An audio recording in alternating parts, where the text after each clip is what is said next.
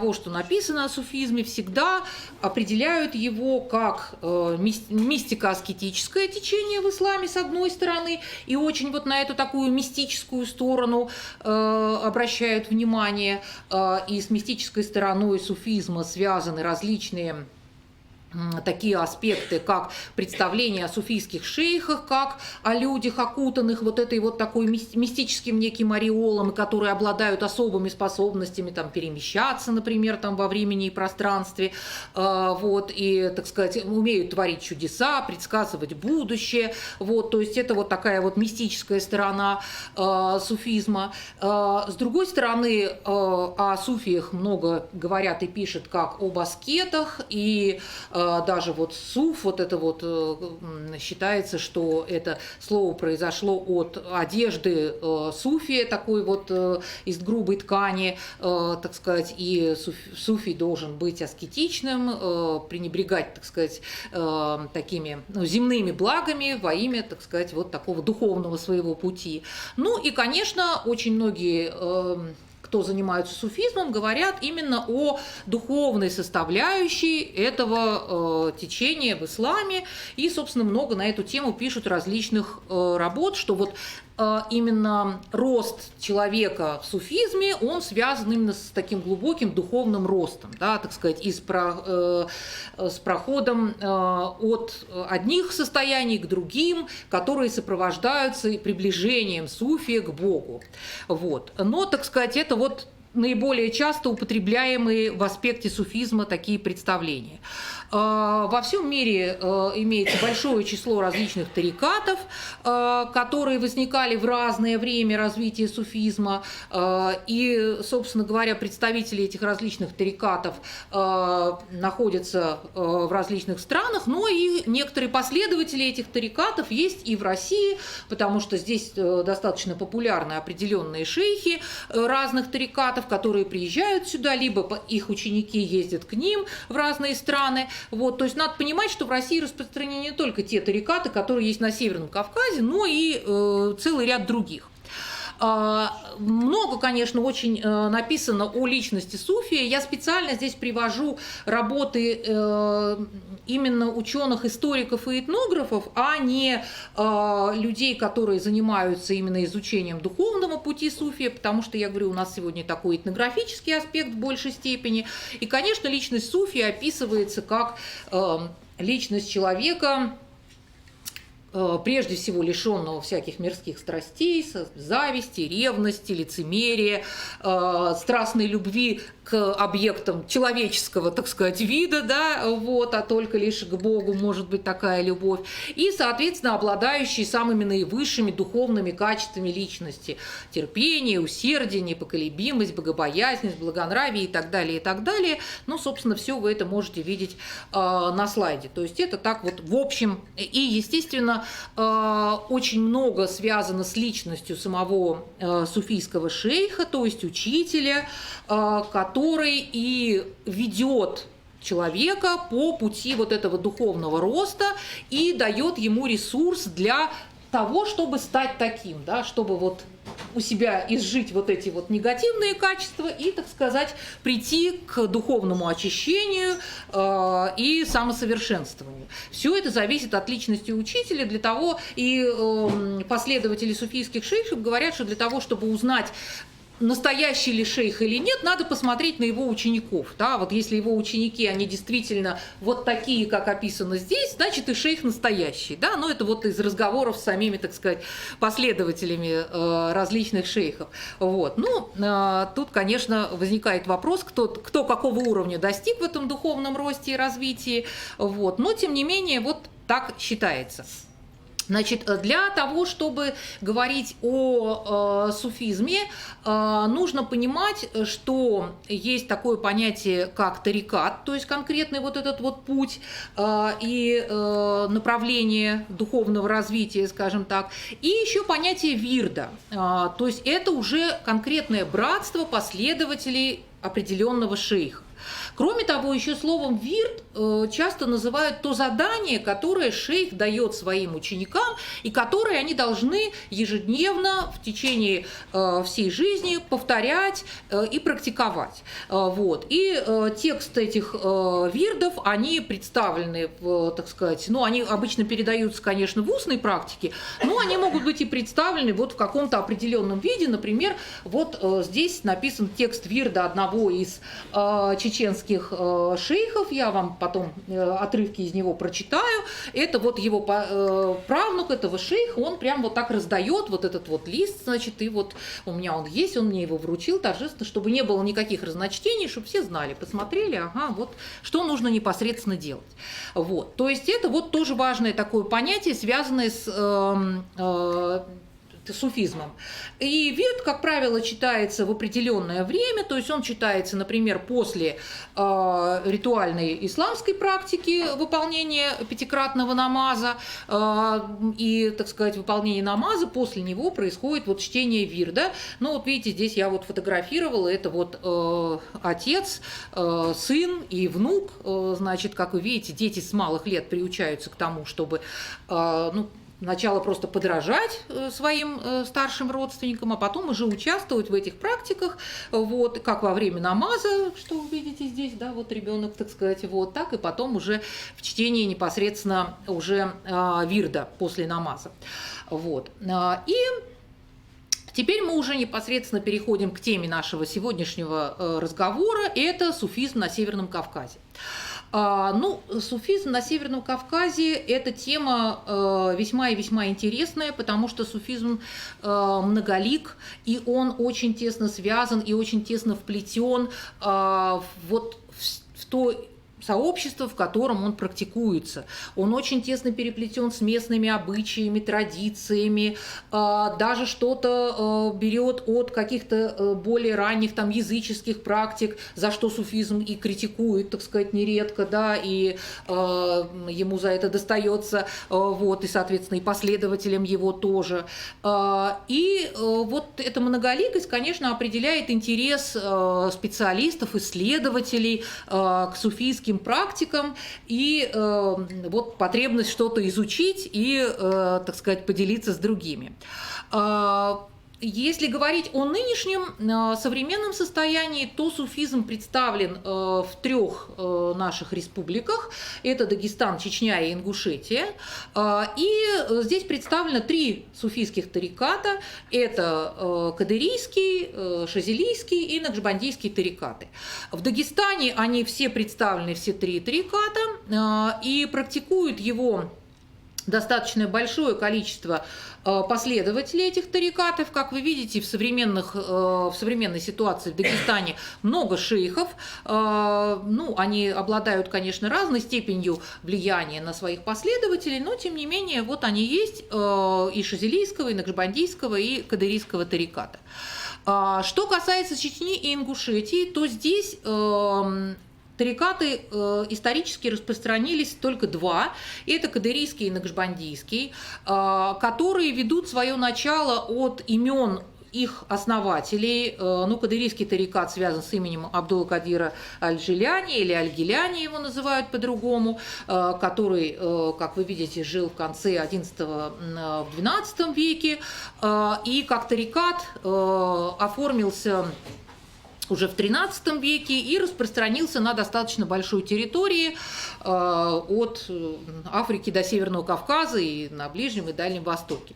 Накшбандийский тарикат связан с именем Багаудина Накшбанди, который вот несколько позже жил, и, собственно, с XV века тарикат распространился вот в различных странах и частях света, в том числе и на Северном Кавказе. Если говорить о личностях, которые конкретно принесли эти тарикаты на Северный Кавказ, то здесь, в общем-то, Существует целый ряд версий. Ну вот кадырийский тарикат считается, что в Чечню и в Ингушетию принес шейх Кунта Хаджи Кишиев, о котором мы сегодня будем много говорить, и последователей которого очень много среди чеченцев и ингушей.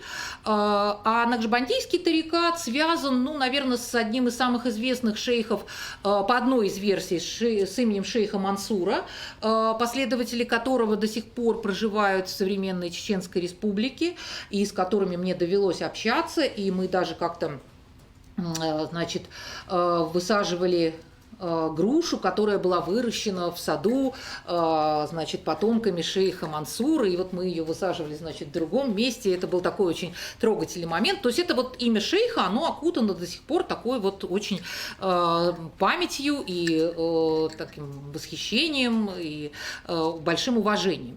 Вот. Но есть и другие версии, на самом деле, потому что накшбандийский тарикат распространен широко среди его последователей в Дагестане, поэтому, в общем-то, здесь много существует еще и других версий, помимо шейха Мансура.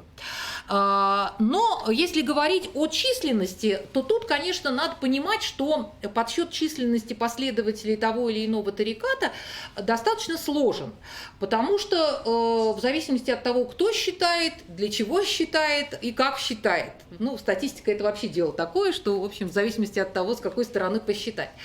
На самом деле, в литературе принята такая фраза, которую можно очень часто встретить, что большинство чеченцев и ингушей принадлежат к суфийскому течению в исламе, соответственно, из этого большинство принадлежат к кадырийскому тарикату.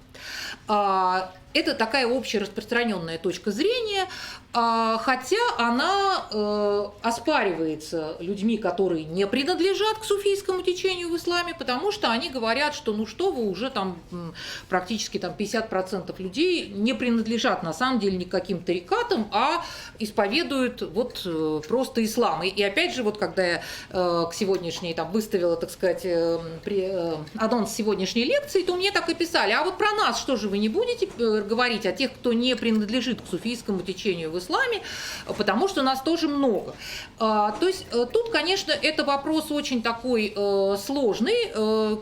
На самом деле, каково количество последователей. Но вот мы будем опираться на некую общую точку зрения о том, что общепринятую такую, что вот кадырийский тарикат в Ингушетии распространен в большей степени. Это братство или вирды Кунта Хаджи Кишиева, Баталхаджи Белхароева, и также вот еще двух шейхов, это Бамат-Гирей Хаджи Митаева и Хусейна Хаджи Горданова.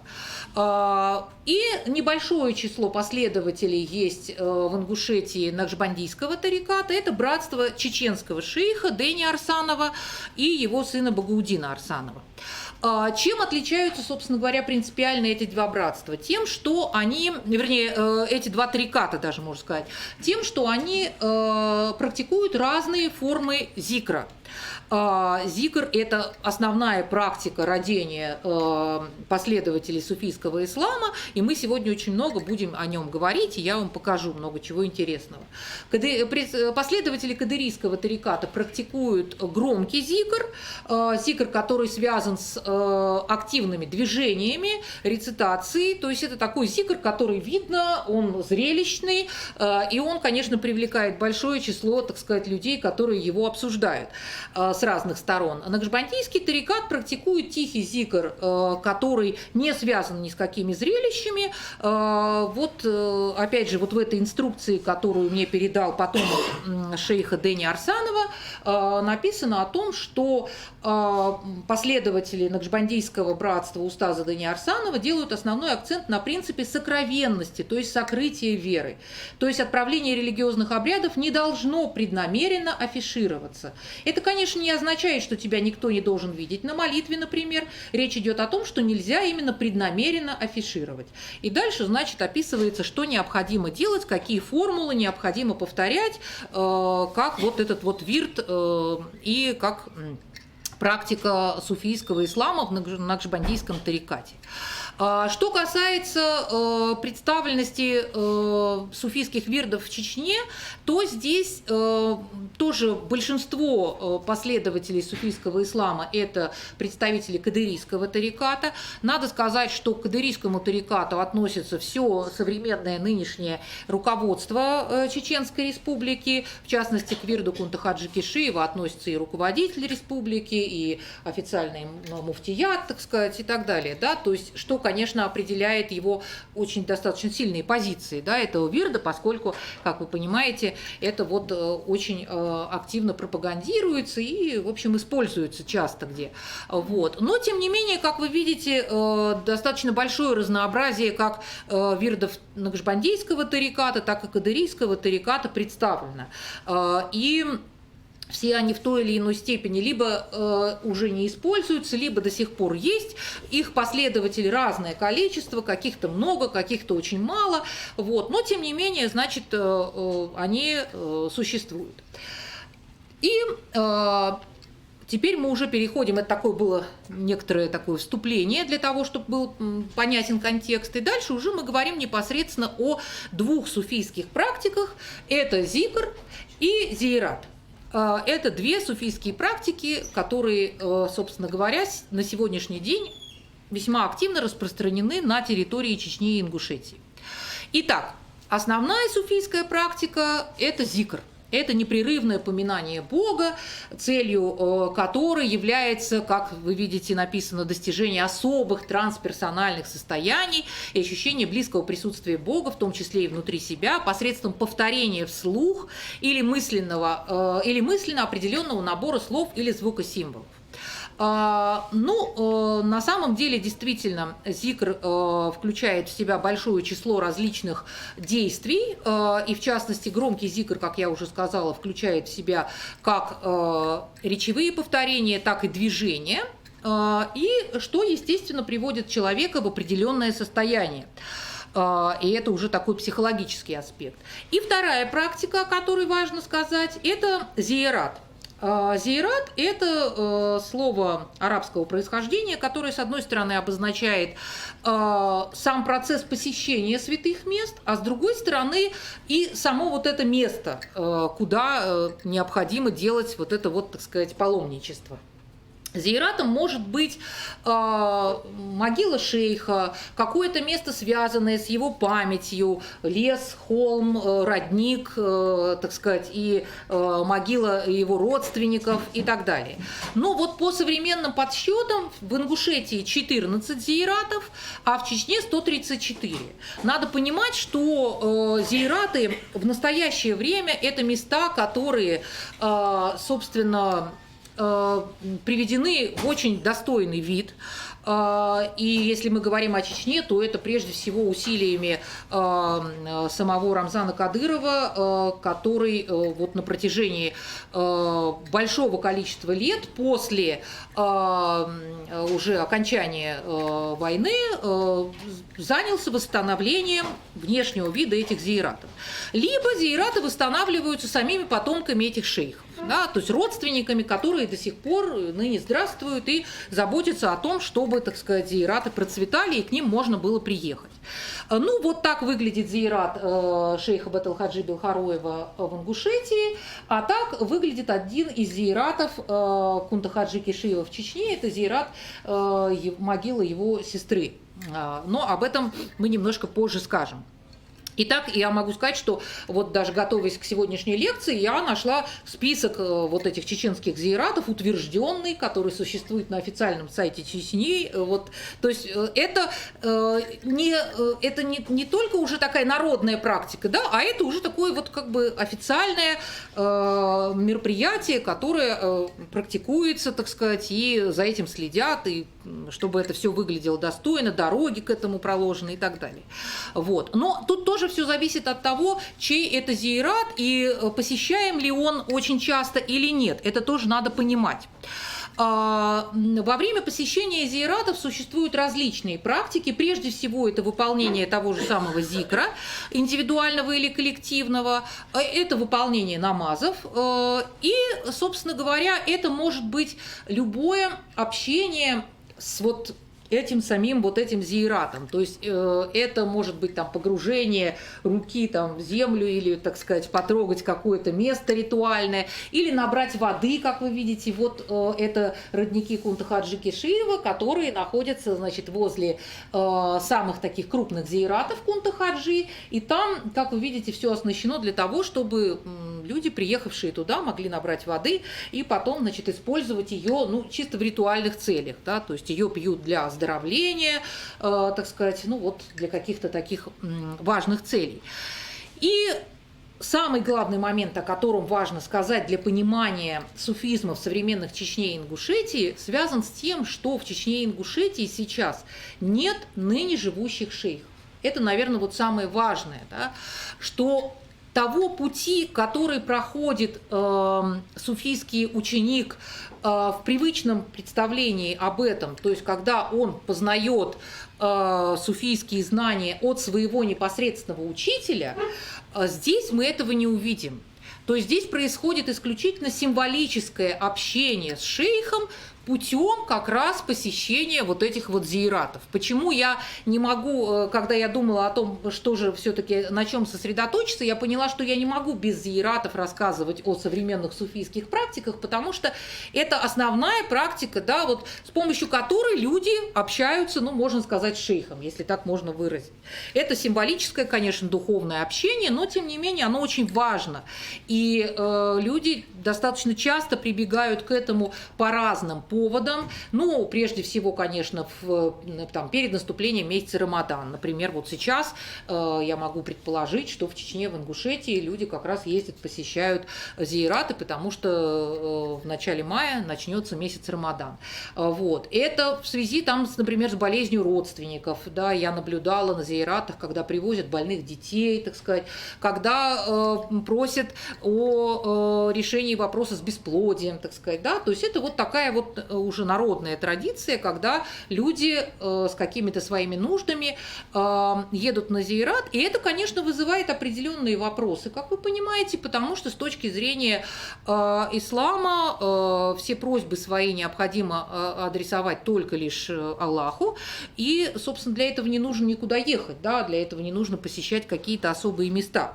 Вот. Но сторонники посещения зиаратов говорят о том, что это связано с вот посещение таких мест, оно напоминает человеку вообще о смерти, о бренности всего бытия, и что в таких местах ему лучше как бы вот ощущается это, да, когда он посещает могилы шейхов, места, связанные с его памятью. Конечно, поскольку никаких исследований о том, с какими мыслями каждый конкретный паломник посещает эти зиараты, на сегодняшний момент не проводилось, вот, то мы не можем гарантировать, что все приезжают именно с этими мыслями, но факт тот, что конечно, посещение зиаратов весьма и весьма популярно. И на зиараты едут не только жители Чечни и Ингушетии, но и соседних регионов, иногда даже приезжают из-за границы. То есть это вот такая распространенная весьма и весьма практика. Ну, как я уже сказала, в Чеченской Республике зиаратов много. Вот можно зайти в какое-нибудь общественное учреждение и увидеть, например, такую карту зиаратов Чечни, их фотографии или какие-то изображения шейхов, к которым принадлежат эти зиараты. Вот. Ну вот, например, да, это вот такой пример того, и ты, соответственно, можешь спланировать маршрут своего, так сказать, паломничества по этим зиаратам. Значит, в Ингушетии зиаратов, как я уже тоже сказала, не так много, но, тем не менее, они тоже весьма и весьма посещаемы. Один из самых посещаемых зиаратов, это связано, конечно, с именем Кунта-Хаджи, и выглядит это примерно следующим образом. Туда часто очень привозят невест во время свадьбы, вот, которые должны символически, ритуально набрать в кувшин, значит, воды с этого вот зиарата. Самым древним зиаратом считается храм, извините, тут вот неправильное, почему-то неправильный, это мавзолей Борго-Каш, это от предыдущего, видимо, слайда осталось. Подпись неправильная. Да-да-да, текст неправильный. Вот здесь вот это мавзолей Борго-Каш, который расположен в Ингушетии. Это храм 15 века, вот, и он до сих пор существует. Ну, среди еще посещаемых зиератов, например, является могила одного из последователей кунта Хаджи, Тишала Хаджи Ужахова, которая находится вот на кладбище. То есть вы представляете, да, вот такое вот небольшое сооружение, которое связано с, так сказать, могилой именно вот этого вот человека, который один из последователей кунта Хаджи. Вот, то есть вот зияраты выглядят по-разному, да, надо представлять, что это может быть просто могила, это может быть какое-то небольшое помещение, где можно присесть, например, так сказать, это может быть беседка для зикра, где именно приезжают люди и делают зикр, и мы дальше это с вами увидим, это могут быть родники, да, то есть это совершенно по-разному все выглядит. Ну, вот об одном из один из самых последних моих эпизодов на сегодняшний момент посещения зиярата, одного из очень таких почитаемых накшбандийских шейхов Газия Хаджи Зандакского в Чеченской Республике, это выглядело примерно следующим образом, чтобы вы представляли, как это происходит. Не всегда поездка на зиярат, она связана с длительной подготовкой, договоренностями. Я была в 2016 году на конференции в Грозном, в Чеченской академии наук, и, значит, вдруг в беседе выясняется, что один из научных сотрудников Чеченской академии наук, вот он здесь вот изображен, так сказать, на слайде, который в папахе, значит, является потомком этого шейха Гази Хаджи Зандакского. Вот он работает, значит, в Чеченской академии наук, и, естественно, видя мой интерес, он, как, ну, принято это в Чечне, а давайте поедем, значит, да? Я говорю, конечно, давайте поедем. Вот, ну, тут, значит, несколько произошла такая небольшая заминка, потому что, наверное, никто не думал, что мы действительно туда поедем, вот, но мне таких слов нельзя говорить ни в Чечне, ни в Ингушетии, потому что, конечно, от меня потом очень трудно бывает избавиться, вот, и я, конечно, уже обязательно туда еду. И вот во второй половине дня мы взяли такси и поехали. Когда мы ехали туда, это было вообще очень длительное путешествие, потому что мы ехали через Дагестан. Как выяснилось, значит, ехать туда оказалось очень далеко, несколько часов через Дагестан, через какие-то опасные места. Где-то уже в процессе, значит, этот вот потомок шейха сказал о том, что, ну, вообще здесь постреливают, тут недавно там человек 10-20 там как-то вот, да, вот, ну, в общем, ну, и, конечно, те, кто ехали со мной, сказали вообще, зачем ты сюда поехал, зачем мы едем сюда, что происходит вообще. Но, в общем, тем не менее, мы все равно приехали. Ну, вот это вот так выглядит, да, то есть это вот село Зандак, одно из чеченских сел, в котором сохранилась могила шейха, вот вы видите, да, вот это вот таким образом выглядит. Вот, это некая, так сказать, постройка, вокруг нее огороженная забором, рядом мечеть, вот, и, собственно, вот посещение могилы связано с тем, что человек просто заходит и, ну, там, постоит, допустим, или сделает намаз, совершит, и дальше, или даже не совершает намаз именно здесь, а совершает намаз в мечети, которая находится рядом с этим зиератом. Вот. И вот в этом селе, естественно, живет большое число потомков этого шейха, потому что, ну, Зандак, вот, поэтому нас там и хорошо накормили после этого, так сказать, и отправили в обратный путь. Мы уже не поехали через Дагестан. Мне сказали, ну, теперь мы поедем по плохой дороге, значит, ну, которая не очень такая вот асфальтированная. Я говорю, ничего, давайте уже поедем. Да, но, по крайней мере, не через Дагестан. Я говорю, надо было и раньше так ехать. Вот. Ну, то есть, вы понимаете, да, что это вот поездка на зиярат, она может быть совершенно случайной и, в общем-то, вот такой непродолжительной. Вот. Итак, значит, теперь мы перейдем уже к конкретным личностям шейхов, которые до сих пор очень значимы и популярны в этих регионах. И прежде всего это, конечно, Кунта Хаджи Кишиев.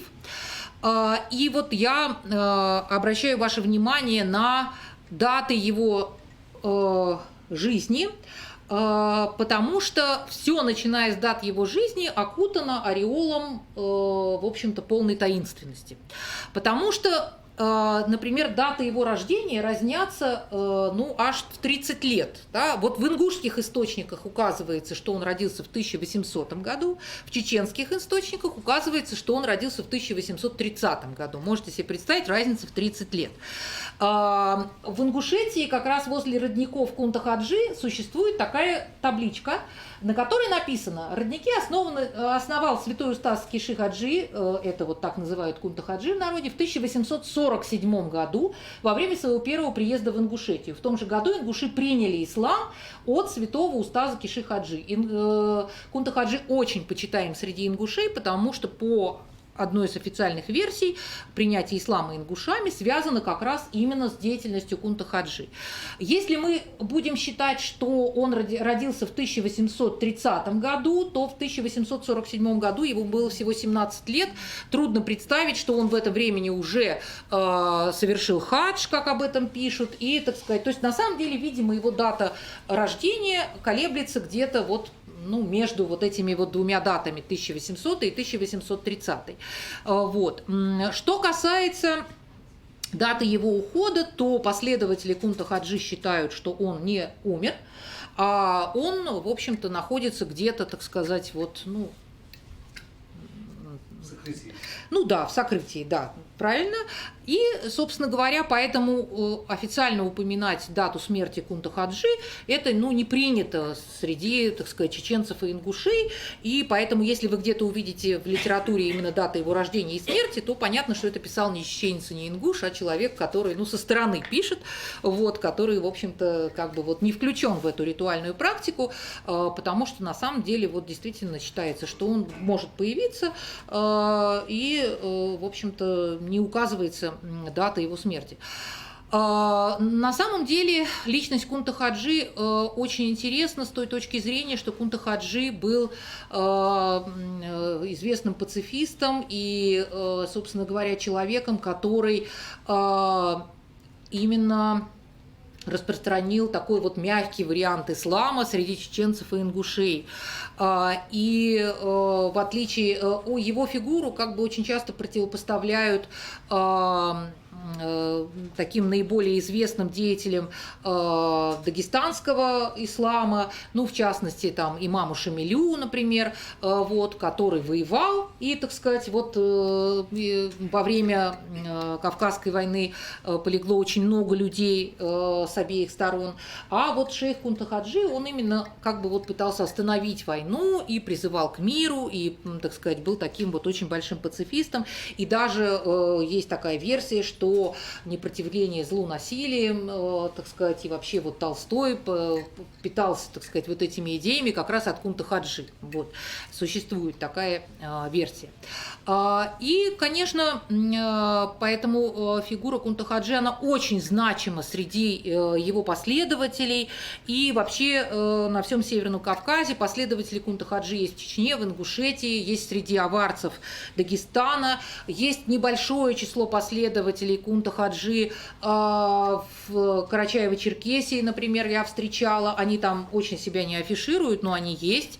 Кроме того, естественно, переезжая в крупные города, там Москву, Санкт-Петербург, другие города, в Астане, люди, последователи Кунта-Хаджи, совершают зикр такой, как вот им достался, вот перешел, так сказать, от самого Кунта-Хаджи. Вот, то есть его память очень свята, и вот эти вот плакаты, которые расположены при въезде на зиярат Кунта-Хаджи, текст, который на них написан, я думаю, что они очень красноречиво об этом говорят. Да? Но вот на одном из плакатов написана цитата Ахмад Хаджи Кадырова «Аллах над нами, а Кунта-Хаджи рядом с нами». И на второй цитате написано: «Я верю, что со временем Хеди Зиярат, это зиярат матери Кунта-Хаджи, станет второй Меккой». Да, то есть я думаю, что это вот даже не надо тут как-то комментировать, потому что сами выражения говорят сами за себя. И надо сказать, что в советское время имеются такие сведения о том, что в советское время, когда мусульмане Северного Кавказа не имели возможности совершать паломничество в Мекку, они семикратное посещение зияратов Кунта-Хаджи приравнивалось к хаджу в Мекку.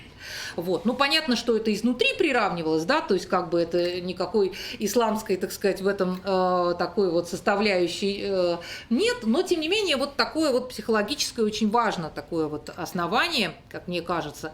И на территории Чечни и Ингушетии 13 зиератов, связанных с именем Кунта-Хаджи, они все очень хорошо отделаны, к ним хорошие дороги и очень посещаемы. Значит, последние свои годы земной жизни Кунта-Хаджи провел в ссылке в Устюжно-Новгородской губернии, поэтому последователи Кунта-Хаджи ездят и туда, и это тоже считается зиератом, да, так сказать, вот к месту вот этой его ссылки. Вот. То есть посещение зиератов, оно не ограничивается только Чеченской республикой, и вот, пожалуйста, мы видим зиераты родных, это как бы потомков Кунта-Хаджи в Турции, например, да, и где похоронен 25 потомков Кунта-Хаджи после его пленения в 1864 году. Его родственники были вынуждены уехать в Турцию, ну, в частности, вот его брат Мовсер, и, соответственно, там уже продолжили свое существование, и там, соответственно, находятся их могилы. Но я вернусь к предыдущему слайду, потому что, собственно говоря, я хочу вам показать о том, как происходит посещение зиератов и какие практики там происходят. Наверное, вот так вот. Итак, в паломническую поездку по зиератам кадырийского тариката мы отправились летом 2012 года. Мы собирались в эту поездку, и она не была такой спонтанной, как я вам рассказала, когда мы вот посещали зиерат Гази Хаджи Зандахского. Это была паломническая группа, состоящая из женщин, и руководили нами несколько мужчин, мюридов Кунта-Хаджи. Вот обратите внимание на то, как они одеты. Мюрид – это ученик, последователь шейха. У них у всех одежда, которая принята в этом братстве, ну, в частности, вот такая свободная удлиненная рубаха и тюбетейка обязательно. Тюбетейка, как правило, у мюридов Кунта-Хаджи с кисточкой, ну, вот такого вот примерно вида. И, значит, на такой маршрутном автобусе, состоящем в основном из женщин, и вот несколько мужчин наших вот сопровождающих, мы выехали из Ингушетии в Чечню и сначала посетили зиерат одного из шейхов, шейха Мамадгири Хаджи, который находится в селе Автуры.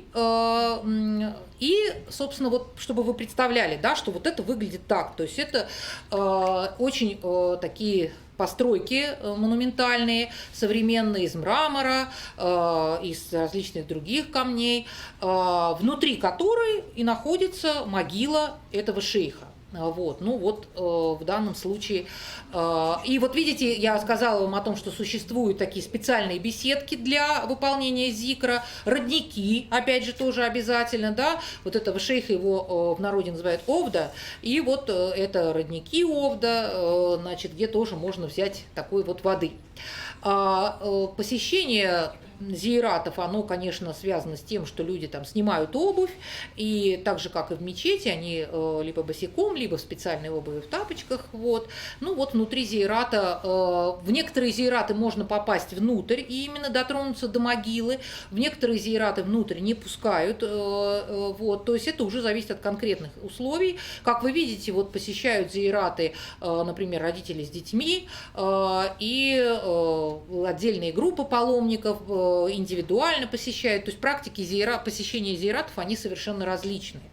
Вокруг зиератов находятся могилы родственников этого шейха, которые тоже, как вы видите, очень выглядят ухоженными и посещаемыми. Да? Вот. На чуртах, чурта – это могильный камень, надписи на арабском языке и на чеченском языке. Вот. Ну вот Авди деда – это значит отец Овды, вот этого шейха Овды. Вот.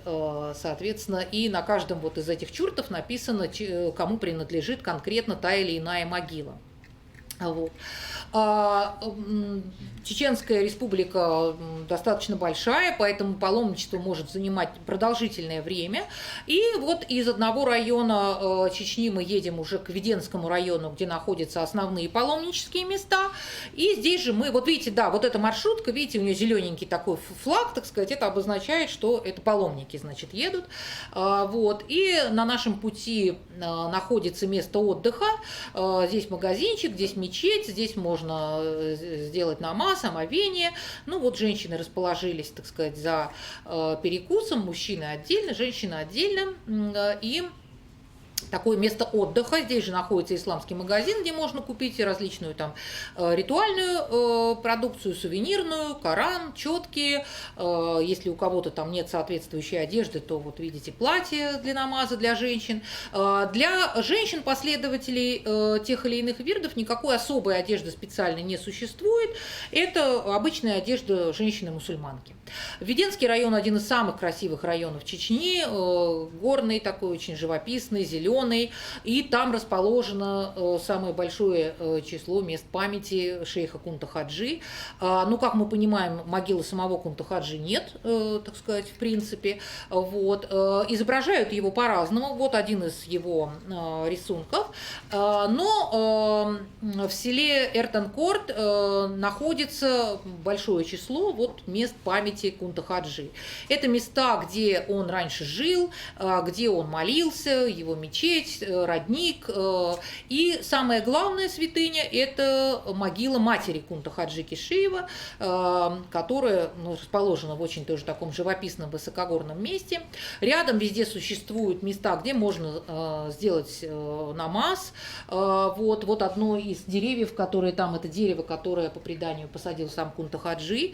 И оно, конечно, как вы понимаете, пользуется тоже очень большим уважением. А это вот внутри зиярата Кунта-Хаджи. Там внутри находится земля, на которой стоял Кунта-Хаджи. То есть дом Кунта-Хаджи, на который находился. И вот паломники, которые заходят в это помещение, как видите, вот с детьми даже приходят, они трижды обходят, значит, против часовой стрелки эту саму, вот, так сказать, саму святыню, вот, и выходят обязательно, как вы видите, лицом к самому зиярату, да, то есть они спиной к двери делают дуа, то есть просят что-то, вот такова практика паломничества, и вот так выглядит зиярат внутри. Ну, это вот один из больших зияратов, здесь же можно сделать намаз, все для этого предусмотрено. Вот, и, собственно говоря, вот так происходит посещение зиярата. Ну, вот это вот видеозапись уже непосредственно, как вы видите, здесь в основном сейчас женщины, но есть и мужчины, и дети. Конечно, люди стараются заглянуть внутрь, взять оттуда земли, ну, понятно, что, так сказать, привезти себе домой вот это такое тоже ритуальное действо определенное. Вот, те мюриды, которые и раньше ездили, говорят о том, что вот это уже сейчас нарушение этики паломничества. Вот раньше, мол, в зияраты не пускали, люди обходили вокруг здания, никуда там никакую землю не брали, ничего, а сейчас вот даже внутрь заходят. Ну, это вопрос мы оставим на уже суд самих последователей Кунта-Хаджи, как это необходимо делать. Как я уже сказала, рядом находятся вот эти вот родники, в которых можно набрать воду, и ее обязательно набирают и привозят, и там есть бутылки специальные для этого. В общем, это тоже все предусмотрено.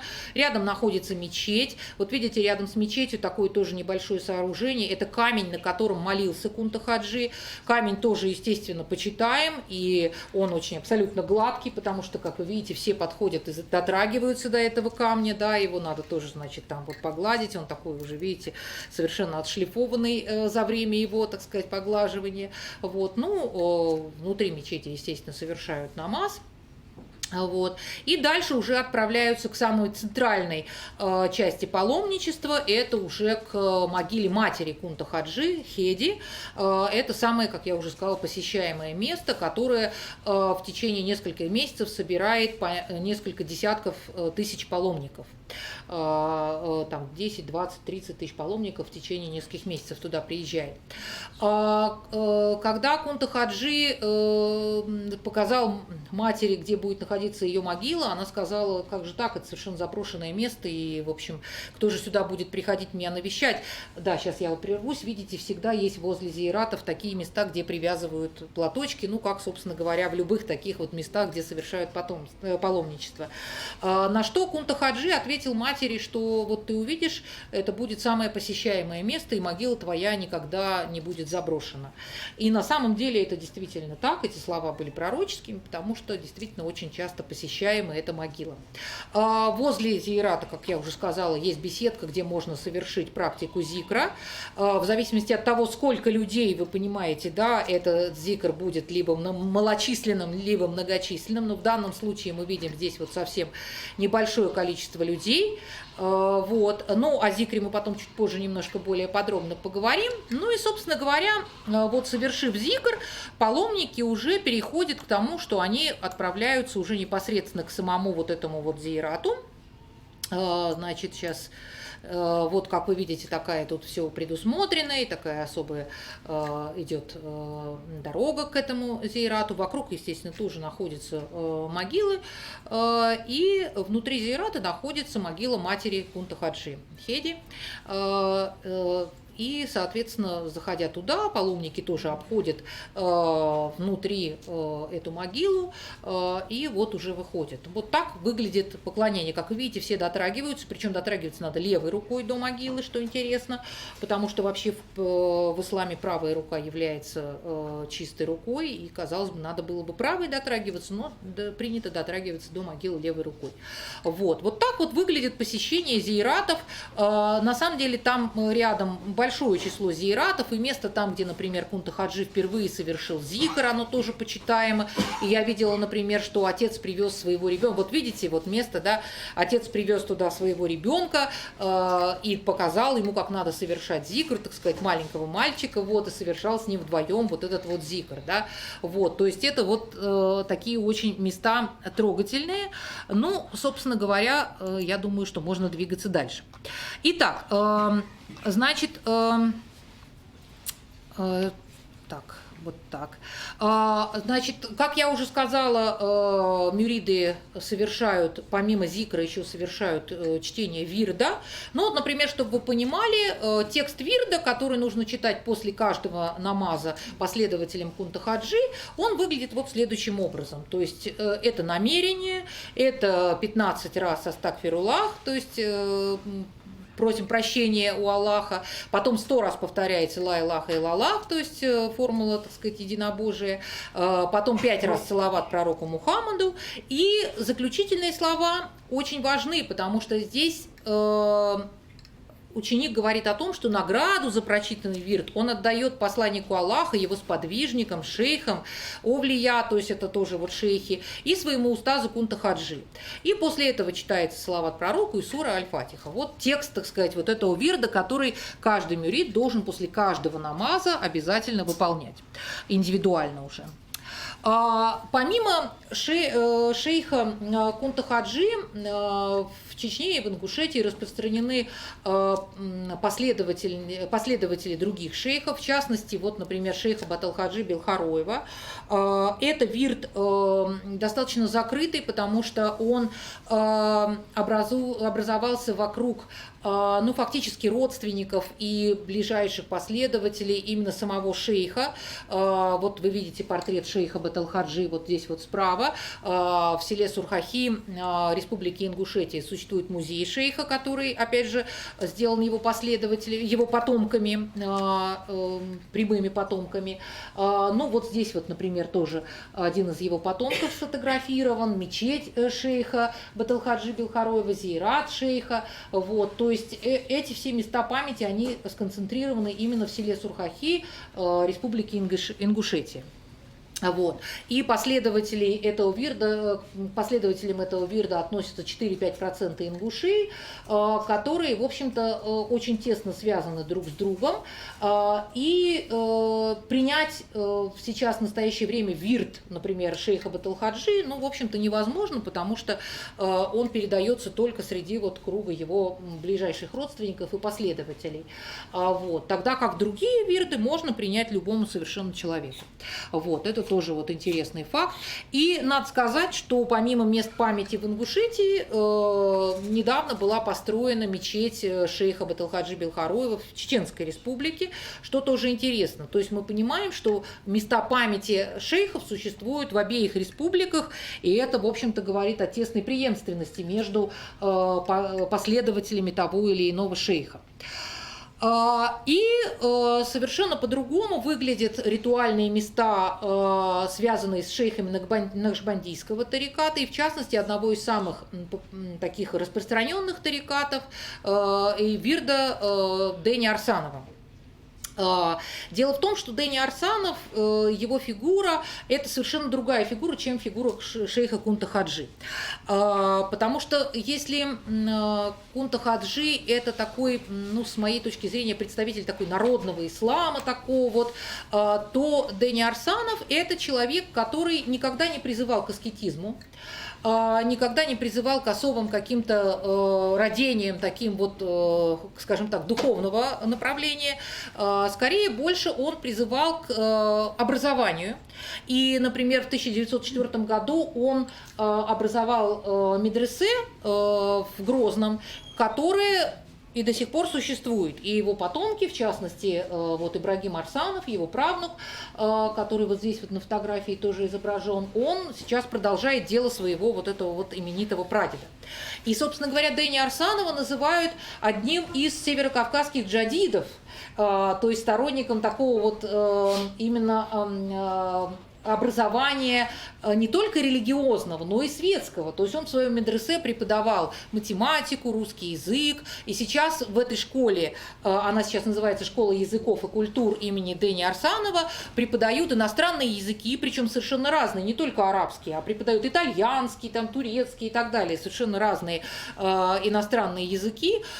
И сам вот Ибрагим Арсанов очень просвещенный человек, который владеет многими иностранными языками, много жил за границей, учился за рубежом, именно в Европе, да, так сказать, вот. То есть это совершенно уже другой тип, скажем так, вообще последователей.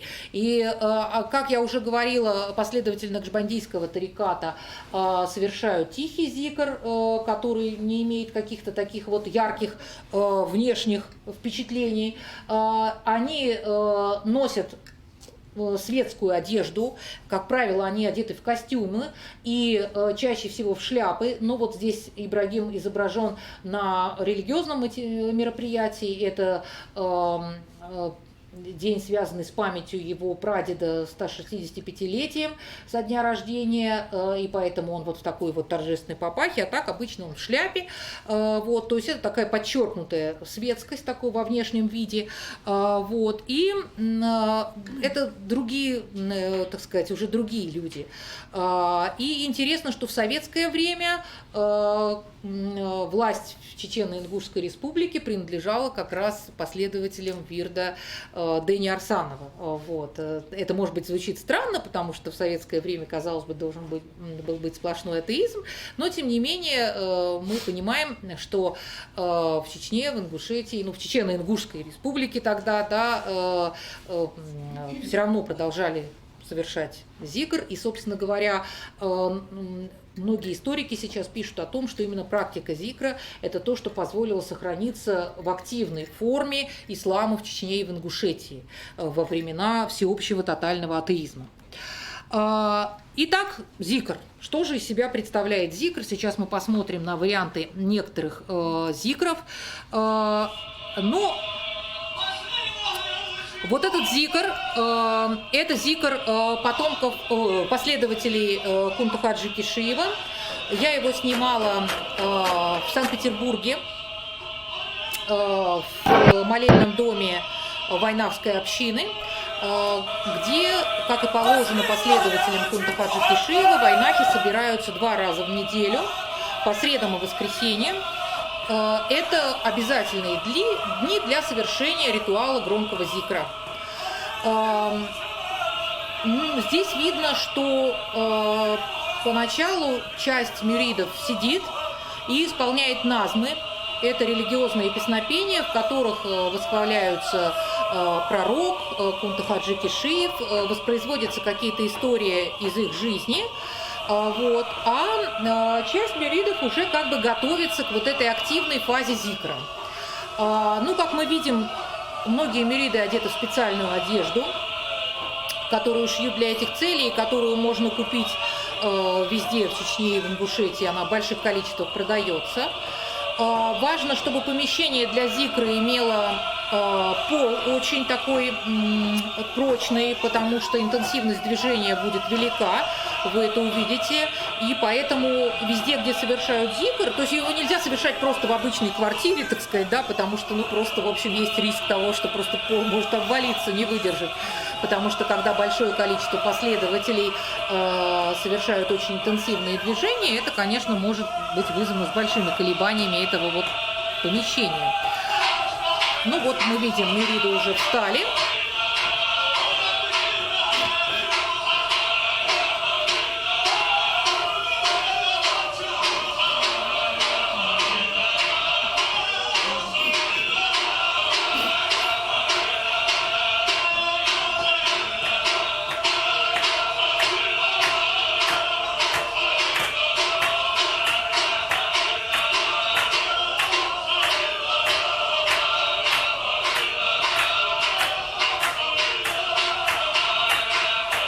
Как вы видите, движения чередуются, то есть периодически это движение больше интенсивности, меньше интенсивности, это движение по кругу, это достаточно активный бег, может быть, по кругу, это отбивание пятками такого вот очень четкого ритма.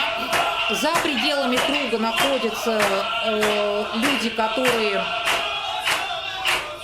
как бы, ну, запевают вот текст этого зикра и руководят. Видите, вот сейчас, да, мы видим, что у этих людей есть специальное название, это не случайные люди, то есть они знают, что они делают, они наблюдают за тем, чтобы движения были ритмичные, чтобы никто не сбивал никого. Если кто-то из мюридов устал, то его просто вот, ну, выводят из круга, да, и, так сказать, чтобы это все продолжалось очень ритмично. Если говорить о вот этой вот общине в Санкт-Петербурге, то в будний день, вот это я снимала в среду, она собирает примерно, ну, вот около там 20 человек после работы, а в воскресенье это может быть до 80 человек, совершающих зикр. Вот, надо обязательно, чтобы все время в среду, вот видите, раз он его поставил обратно, да, так сказать, вот, подходящее время выдалось, вот, то есть это турк, который следит за движением как раз вот этого вот зикра. Вот. Ну, зикры проводятся не только в определенном, видите, как интенсивно мужчины это делают, да, пятками.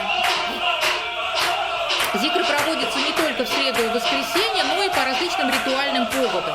То есть, например, обязательно на поминках зикры проводятся, и зикры по почитаемым людям могут собирать огромное число людей, ну, до 1000 человек может собираться на зикре, и они могут длиться на протяжении нескольких дней. То есть это очень такое мощное, грандиозное действие. Вот. Ну и кроме того, еще раз говорю, что зикры могут быть по каким-то другим поводам, но в основном вот такие вот поводы, связанные со смертью, либо памятью самого, так сказать, Кунта-Хаджи. Вот. Ну, не все зикры выглядят именно так. Сейчас я вам покажу еще несколько зикров. Так. Так, произошла ошибка. Сейчас я тогда, наверное, выйду из этого режима. Сейчас попробуем еще раз. Нет, он так не хочет его воспроизводить. Давайте я сейчас другой покажу вам, наверное, вот этот вот он воспроизведет. Здесь можно сделать немножко погромче. Здесь, как вы видите, совершенно другой зикр. Зикр, который сопровождается бубнами. Мюриды одеты по-другому. У них на голове, если вы видите, папахи, которые обвязаны белыми ленточками. Видео короткое, поэтому я немножко даже помолчу.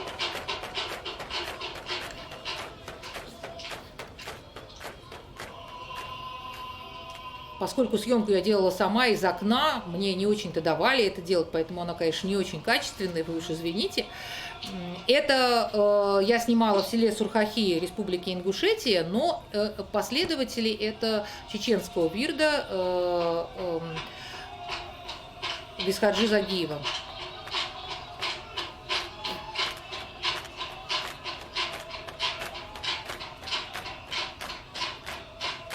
Видите, это уже совершенно другой зикр. На самом деле, в зависимости от последователя, от шейха, вернее, вид этих зикров, он, конечно, меняется.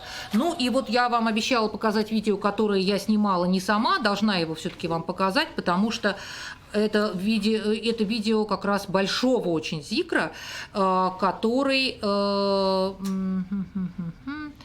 Сейчас вот, может быть, он так пойдет. Он просто очень тяжелый здесь видео, поэтому, наверное, оно не цепляется. Так.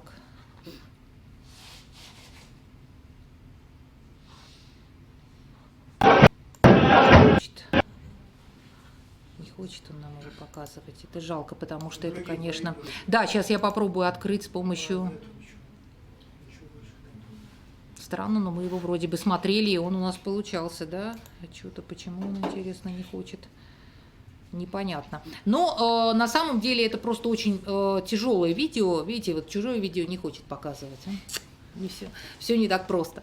Вот. И это видео, оно показывает очень большой зикр, который как раз проходит в связи с поминанием имени какого-либо очень известного такого вот человека. И, собственно говоря, собирает большое число своих последователей, что тоже, в общем-то, весьма и весьма интересно. Но... Очень часто задают вопросы по поводу того, а бывает ли женский зикр, и делают ли женщины зикр, совершают ли они его. На самом деле это зависит от конкретного вирда. В ряде вирдов женский зикр запрещен, а в ряде вирдов он разрешен. И в частности, в вирде Кунта Хаджи Кишиева женский зикр разрешен, но его совершают женщины уже очень пожилые, как вы видите на фотографии.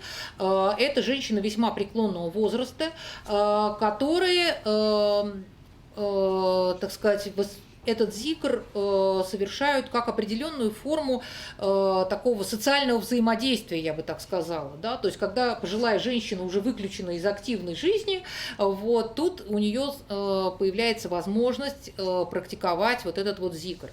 На самом деле, если мужской зикр критикуют, то женский зикр критикуют особенно часто, и даже мужчины, последователи вот этих братств, говорят о том, что женщинам не подобает заниматься такой практикой. Но, опять же, все тоже зависит от конкретных людей, потому что вот в ту самую паломническую поездку, которую я вам показывала, значит, наши руководители фактически нас включили в ритуал этого зикра. Хотя никто из находящихся в поездке женщин не были активными мюридками Кунта Хаджи, то есть они не совершали до этого никогда зикр, и по их реакции на это вы сейчас это увидите. То есть мы приехали в село, расположились, и вдруг нам, значит, вот эти мужчины сказали о том, что необходимо совершить зикр. Вот. Ну, вот вы видите, как это выглядит. Некоторые женщины смущаются, улыбаются, смеются, да, потому что они это делают впервые, да, они никогда этого не делали, привыкли к тому, что это делают мужчины.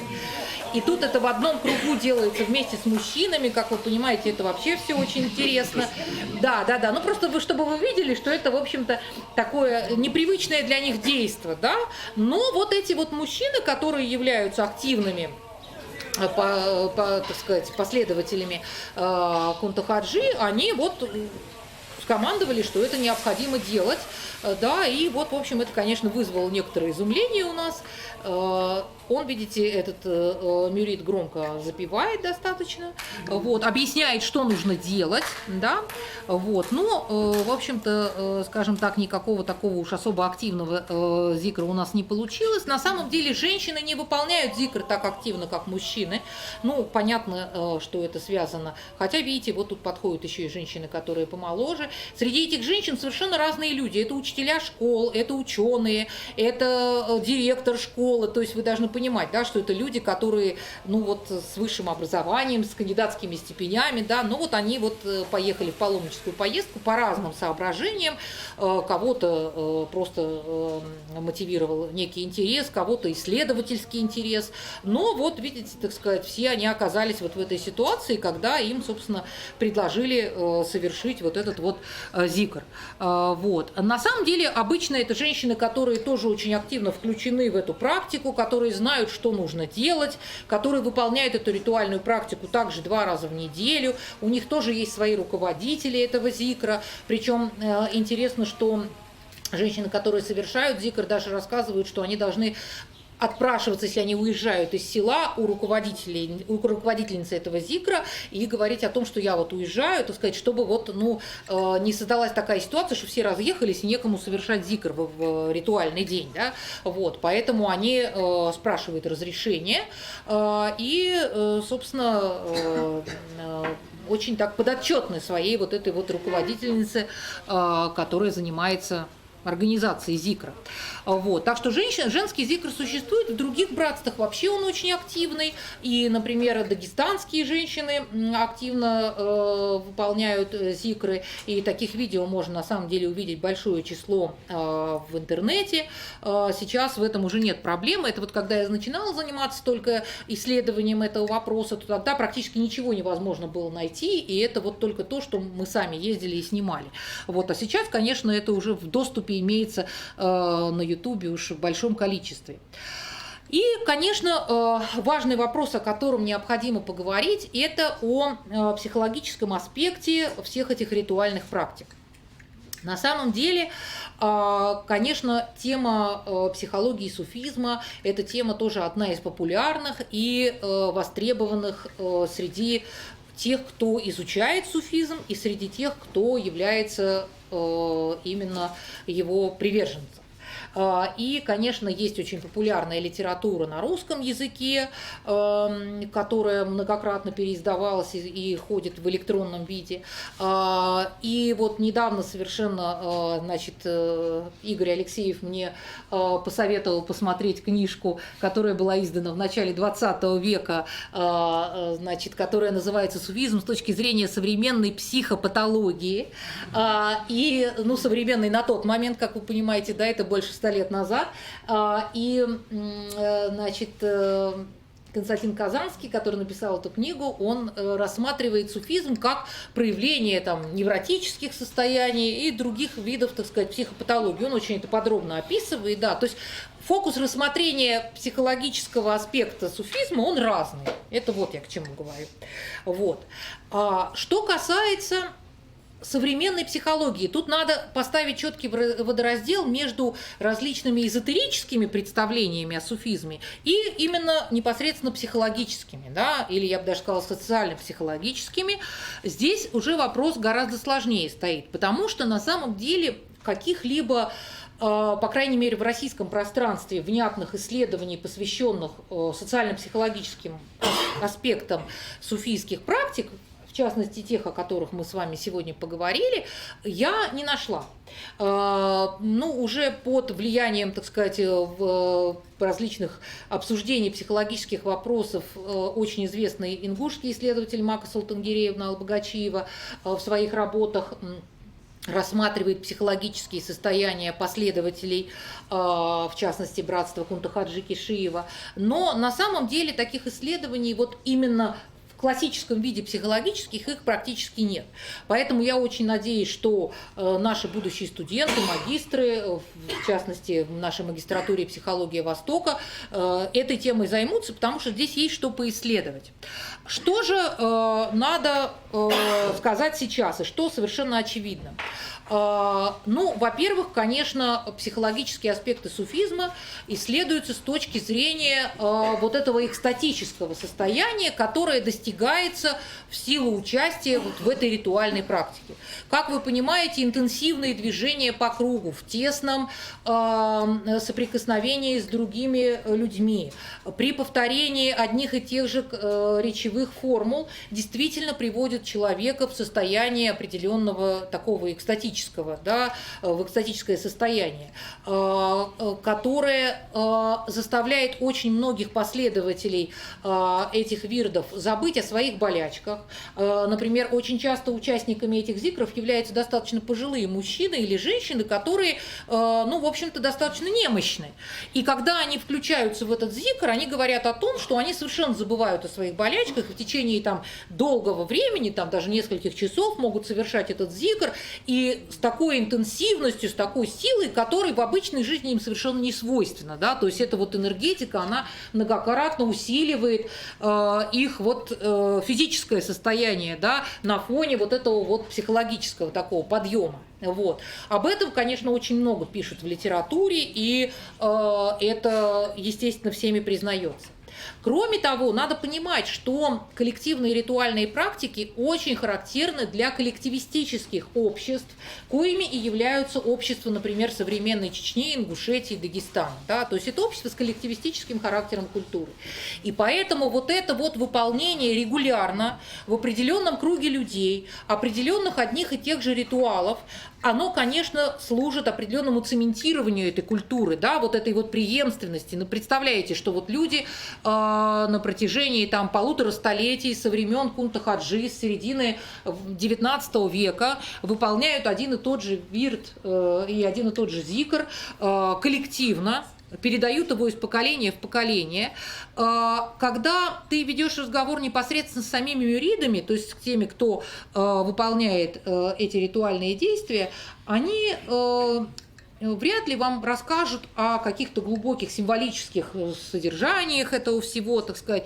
Они просто выросли в этой традиции и вот как бы воспроизводят ее, потому что это свойственно их народу, и это их вот такая вот этническая, такая коллективная ритуальная практика, которая, собственно говоря, поддерживает их ценности, их вот эту этническую идентичность, да, и очень часто это является именно таким важным вопросом для них, потому что именно этим они и мотивируют свое участие в этих практиках, потому что это вот по-нашему, да, это вот по-чеченски, по-ингушски, это наше именно, да, вот, вот.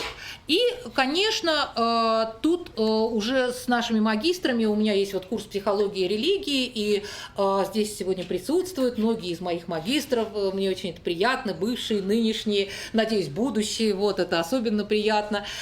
И, конечно, мы много с нашими студентами обсуждаем аспектов, связанных с религиозными ритуальными практиками, в частности, и с зикром, конечно, тоже.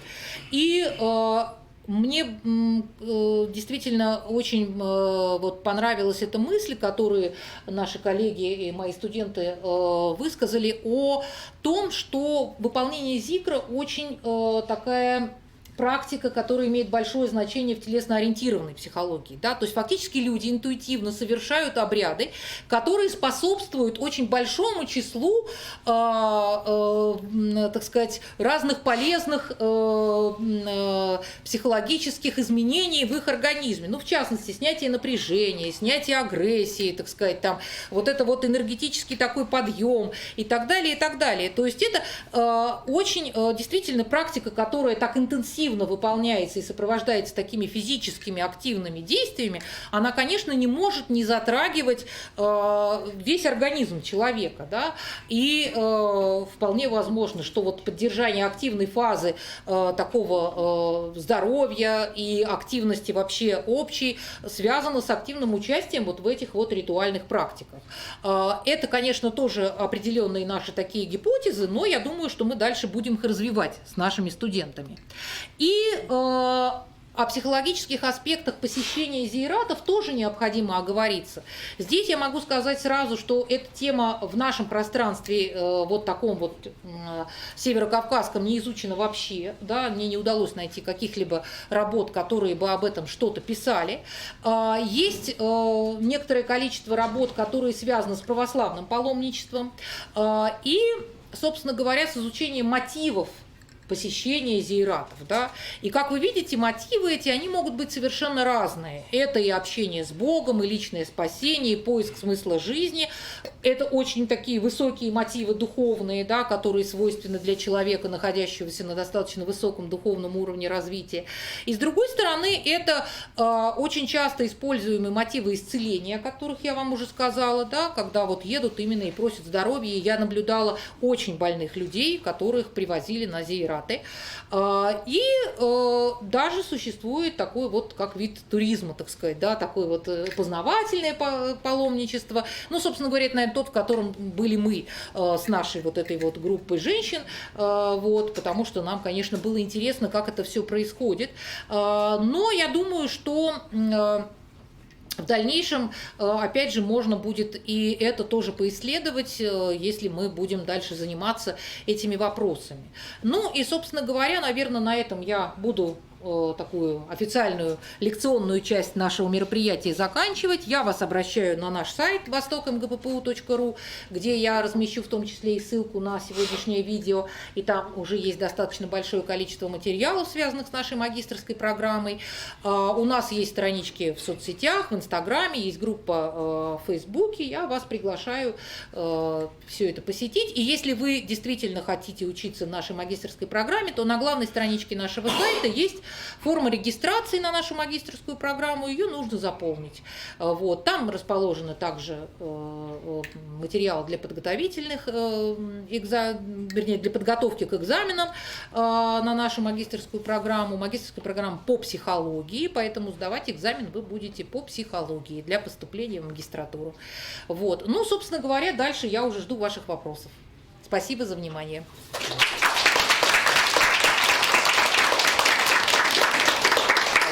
Спасибо. Если у кого-то какие-то вопросы, то можете задать. Да, конечно. Два вопроса. Первый вопрос касательно музыки. Вот кто пишет эти, или кто писал вот эти напевы, или это импровизация. Второй вопрос, сразу вот эти движения, да, они откуда взяты, из танцевальных, или опять же, откуда взялись эти движения? Хорошие. Разные они, или во всех странах одинаковые, из народных танцев. Или, ну, два вопроса, по музыке и по движению. Значит, на самом деле никто ни движение, ни музыку эту не пишет. Они, конечно, имеют такое вот народное происхождение, которое передается из уст в уста. Надо сказать...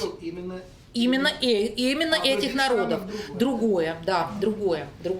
И причем оно действительно достаточно сильно отличается, и даже, в общем-то, не очень-то последователи тех или иных тарикатов, в общем, скажем так, признают друг друга, да, по крайней мере, у меня был опыт наблюдения за одним из мюридов Кунта-Хаджи, который поехал на такой большой съезд кадырийского тариката, который проходил в Марокко.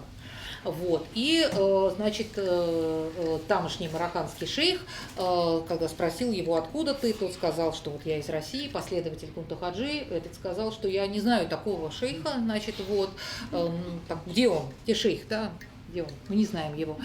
Вот. Ну и, в общем-то, наш мюрид очень обиделся на это, потому что как так не знают, есть, вот просто не здесь. Вот. И, в общем, они так как-то не очень сошлись, так сказать. Вот. То есть это, конечно, локальные практики, надо понимать, да, что это локальные практики, которые передаются из поколения в поколение от одного мюрида к другому. И вот те, кто особенно хорошо исполняют вот эти вот именно песнопения во время зикров, вот эти назмы, религиозные песнопения, это люди очень ценятся, они очень известны, они друг друга слушают, их записи очень популярны. Вот я просто опять же наблюдала, что они учатся друг от друга, то есть именно вот садятся и слушают, как поет тот или иной, так сказать, представитель. Нет, это только аудиозаписи, и они друг друга слушают. Сейчас, к счастью, такая возможность есть посредством вот всяких технических возможностей, поэтому это не составляет никакой проблемы. Раньше, конечно, они именно ездили друг к другу и учились. Вот. И движения они тоже, как они считают, эти движения пришли к ним непосредственно, вот, например, от Кунта-Хаджи Кишиева или от других шейхов, там вот те, кто с бубном от своего шейха, те, кто есть вирды, которые со скрипкой даже сопровождают, так сказать, да. То есть они как бы вот идут от того, кто начал вот этот вирд практиковать. Да, что уж повлияло на практику того или иного вирда, сложно сказать, да, потому что это все передается в устной такой истории, и точных данных по этому поводу нет. Вот. Ну вот. А со скрипкой есть записи где-то? Вы знаете, со скрипкой я сама лично никогда не видела, но в интернете их много. Сейчас вот в этом смысле сейчас проблем нет, и, к сожалению, то видео, которое не показалось, ну вот оно есть и имеется, да, вы можете просто набрать зикр, там, чеченский зикр, и посмотреть, их там много будет очень, и в том числе тех, которые очень многочисленные, когда прям по несколько сотен человек, это, конечно, очень такое мощное зрелище, естественно. Интересоваться, а насколько строга привязка тейпов к определенному тарикату? Спасибо большое за вопрос. В принципе, конечно, последователи там того или иного тейпа, как правило, являются последователями того или иного вирда, или, ну, тариката или вирда. Но, с другой стороны, вирд и тейп – это все-таки разные совершенно социальные структуры, потому что если тейп, например, в Ингушетии – это, в общем-то, базово-кровно-родственное образование, то вирд – это именно религиозное братство. И поэтому представители разных тейпов могут принадлежать к одному вирду, и представители, например, одного и того же там тейпа, вернее, одного и того же вирда могут быть разные последователи разных тейпов. То есть это может пересекаться, может не пересекаться. Человек может менять в течение жизни тот или иной вирд. И такое бывает, что, например, я слышала о таком мнении, что вот, ну, на первоначальном этапе своего пути,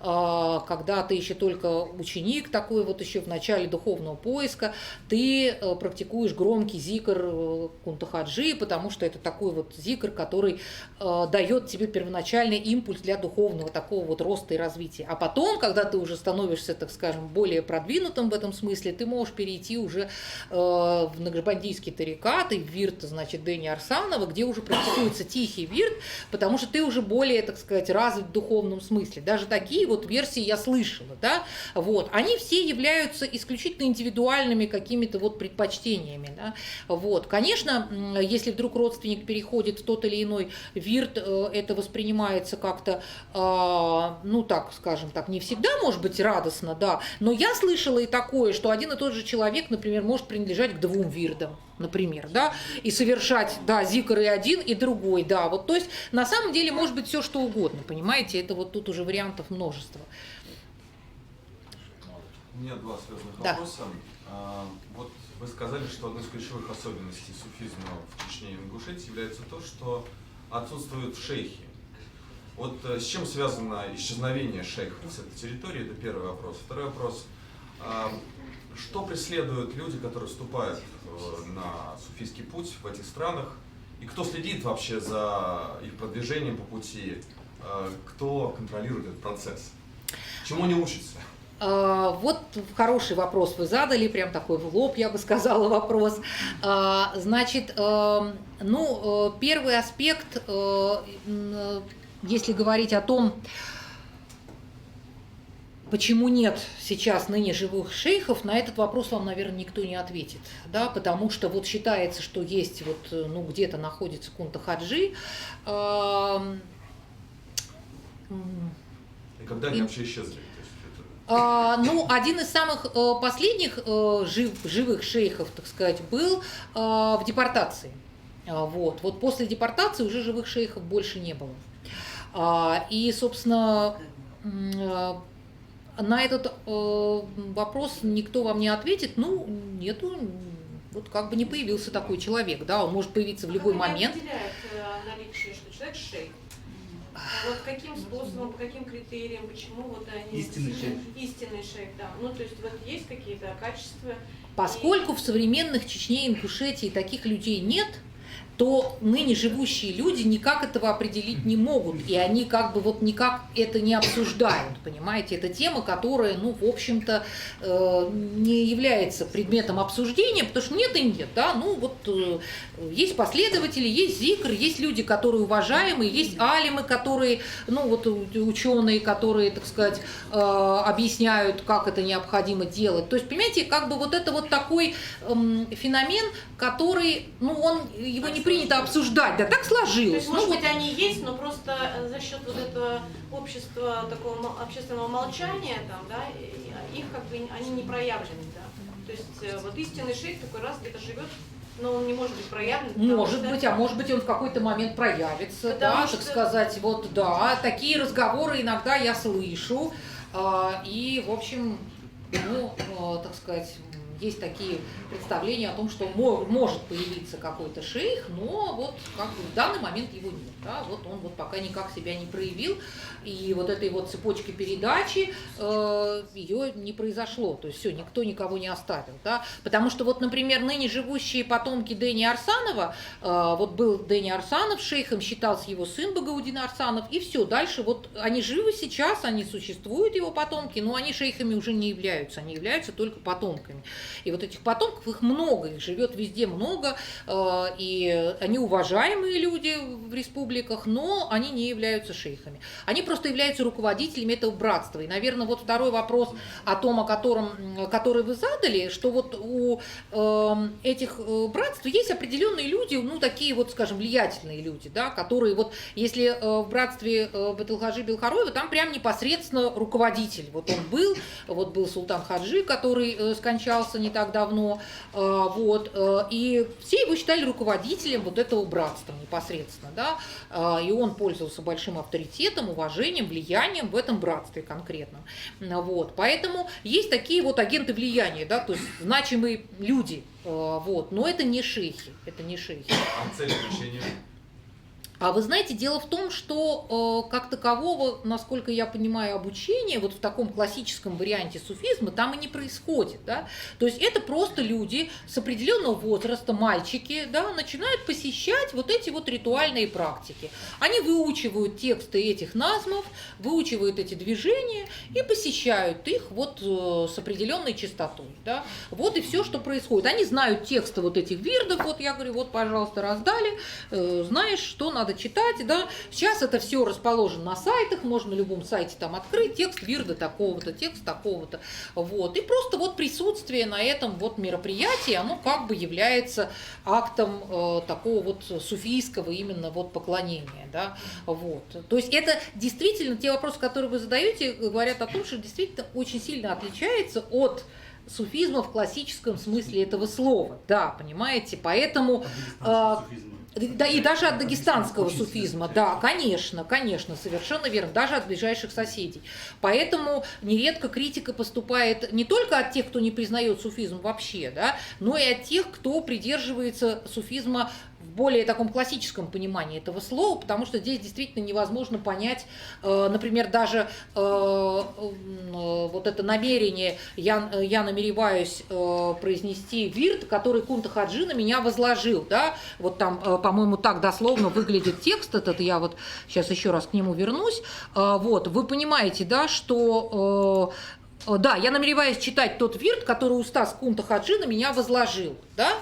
Вот, вы понимаете, что этого процесса не происходило, да, то есть как бы вот, ну вот это условно, это достаточно такое вот, ну вот это такая ритуальная фраза, да, потому что Кунта Хаджи на конкретного человека, ныне живущего, ничего не возлагал, понимаете, вот, и это возникают вопросы, да, вот, например, у людей, которые вступают в вирд, когда они начинают это читать, подождите, кто на меня, никто не возлагал, да, почему, да, то есть вот как бы вот, ну, это такая вот уже местная традиция, понимаете, это вот...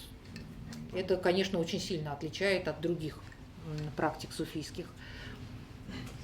Спасибо большое, очень интересная лекция. У меня Спасибо, вот в продолжение прошлого вопроса, предыдущего, да. чисто практические моменты. Ведь шейхи, они по представлениям и не умирают, да, но и не живут, Да. не присутствуют, но и присутствуют.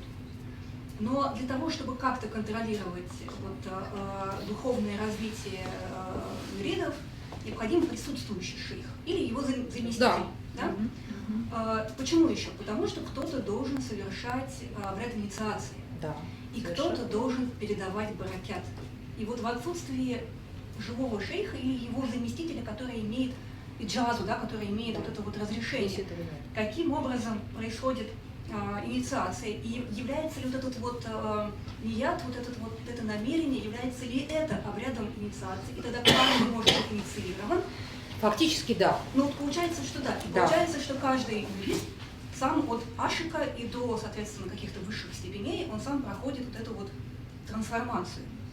Получается, что он как бы сам за собой следит, или все-таки такие вот важные персоны, которые почитаются и в секулярном плане, и в духовном плане, они каким-то образом отслеживают вот эту вот трансформацию по вот этим вот стоянкам, степеням. Но это, допустим, еще ладно. А вот баракят, что делать с баракятом? Передается ли он только во время зиярата или во время коллективного зикра тоже? И во время коллективного зикра через кого? Вот считается, что он передается в процессе как раз вот этих ритуальных практик и зиярата, и совершения зикра. Но через кого конкретно, как конкретно это происходит, на этот вопрос, я думаю, вам никто не ответит. Я, по крайней мере, не встречала людей, которые бы могли... Понимаете, когда начинаешь с людьми, участниками этих ритуальных действий, даже активными участниками говорить, о теоретических аспектах вот этого всего, того, что мы сейчас с вами обсуждаем на протяжении вот уже почти 2 часов, как правило, ничего из этого люди не говорят и не обсуждают, понимаете? То есть они совершают привычное им ритуальное действие, потому что его надо совершать, потому что так необходимо, потому что это часть их идентичности этнической, да, так сказать, это такая форма бытования ислама, она очень ценна, потому что она позволила им выжить в депортации, об этом существует много различных таких преданий, да, так сказать, они совершали ее и в советское время, тайно совершали, вот, и это вот такая очень существенная веха в их именно ритуальной жизни, вот, но вот о стоянках и о всяких других состояниях нет, об этом никто вам не скажет. А вот тот, кто координирует зикр сейчас, Да. он какие-то практики еще проводит, совершает вне, например, зикра, целительные ли практики, еще какие-то практики, что отличает его статус вообще от статуса всех, кто в зикре участвует? Да, на самом деле такие люди есть, которые очень почитаемы и занимались, в частности, целительством, вот, и, к сожалению, к ним вообще очень такое отношение, ну, да, и их и физически уничтожают, так сказать, даже, да, вот, поэтому это вообще тема очень такая, понимаете, вот тема такого обсуждения, вот именно всего того, что связано с зикрами и зияратами, она не очень-то вот легитимна в обществе, да, потому что тут возникает очень много всяких вопросов, на которые может не быть ответов, вот, поэтому люди выполняют эту практику, потому что так принято, потому что так делали раньше, и это, еще раз я говорю, это часть идентичности, да, вот очень важный для этих людей, но почему так делают, какие там стоянки, что там, вот нет, это вот большинство... Рефлексия. Да, на эту тему не рефлексируют, да. Это скорее такое вот чисто интуитивное такое вот выполнение. Это такое механическое выполнение обряда, да? Понимаете, я не хотела бы говорить, что это просто такое абсолютно механическое выполнение, потому что на самом деле для того, чтобы это констатировать, ну, надо все-таки больше на эту тему говорить с людьми, да, определенные провести исследования, вот, чтобы понять, кто и насколько рефлексирует на эту тему, да, вот. Но вот если визуально чисто наблюдать, то, наверное, скорее да. Вот. Ну, вот. Ну, если мы имеем отсутствие шейхов, да, отсутствие передачи. Да, просто традиции, само отсутствие шейхов, да, ну, оно на это наводит, на эту мысль, да. Да. Такая осиротевшая механическая передача только обрядовой вот этой составляющей. Ну, фактически получается, что да. Зависящее от личности, наверное, от личности того, кто проводит. Но он не Насколько шейх. он сам. Да, он не шейх, но вот получается, что он имеет влияние на тех людей, которые приходят, для которых он проводит. и все. И как он там себя И чувствует. последний вопрос. Добрый вечер. Большое спасибо за ваше выступление. Но у меня, к сожалению или к счастью, 4 вопроса есть, может быть, на которые я долго сидел и копил. Но 2 из них как бы маленьких, 2 из них более развернутых. Первое, вы сказали, что одно из составляющих критиков суфизма появляется то, что, значит, обвиняют о наличии некоторых языческих там вставок или заимствований. Как бы же хотелось более подробно, чтобы вы пояснили, потому что, в принципе, с этим утверждением я не совсем согласен. Второе же, почему больше принято посещать именно на могилу мамы шейха, а не отца, если могила как бы отца или нету, и значит, туда совершаются ли зиярат или нет. Потом, почему, несмотря на огромное уважение к шейху, не сохранилось дом его, вот именно как бы же оригинальный, если они так любят же почитают его, то должны были, я думаю, что оставить, как бы сохранить. И четвертое, по поводу, вот очень как бы же интересно поподробнее узнать о философии движения, то есть что означают, какой там символизм есть, какие отдельные элементы, когда включаются, когда вот как бы же необходимо от шага переходить до бега и останавливаться, это вот как бы же поподробнее. Спасибо. Так, значит, поскольку вопросов было 4, я могу, так сказать, уже что-то из них утерять.